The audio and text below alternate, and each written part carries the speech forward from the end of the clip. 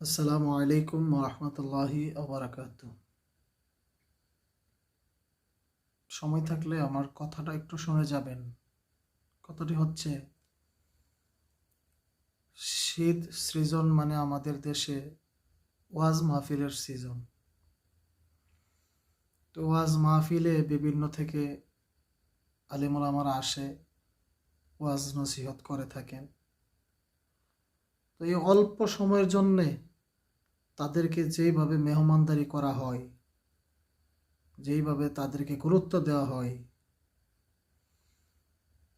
যেই মহল্লাতে মাহফিল হয় ঠিক সেই মহল্লার ওই যে মসজিদের বারান্দায় পড়ে থাকা ইমাম মুয়াজ্জিন, তাদেরকে বিন্দু পরিমাণও বক্তার 100 ভাগের 1 ভাগও গুরুত্ব দেওয়া হয় না। অর্থাৎ বক্তাকে যেই পরিমাণ সময় দেওয়া হয় বা গুরুত্ব দেওয়া হয়, এর 100 ভাগের 1 ভাগ গুরুত্ব ওই মসজিদের বারান্দায় পড়ে থাকা ইমাম মুয়াজ্জিনকে দেওয়া হয় না। অথচ একটা বারের জন্য চিন্তা করলেন না, অথবা চিন্তা করে না যে ওই ইমাম মুয়াজ্জিন সারাটা বছর এই মহল্লার মানুষদের সাথে উঠা বসা চলাফেরা এবং সব সময় মহল্লার মানুষের জন্য দোয়া কল্যাণ কামনা করে থাকেন।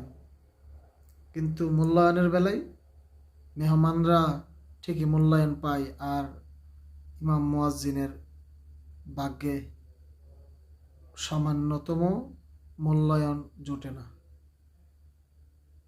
তাহলে আসুন আমরা এই বৈষম্য দূর করি, সকলকে এক নজরে দেখার চেষ্টা করি। আল্লাহ রাব্বুল আলামিন আমাদেরকে সেই বুঝ জ্ঞান, সেই তৌফিক দান করুক। যদি ভালো লাগে ভিডিওটা শেয়ার, কমেন্ট,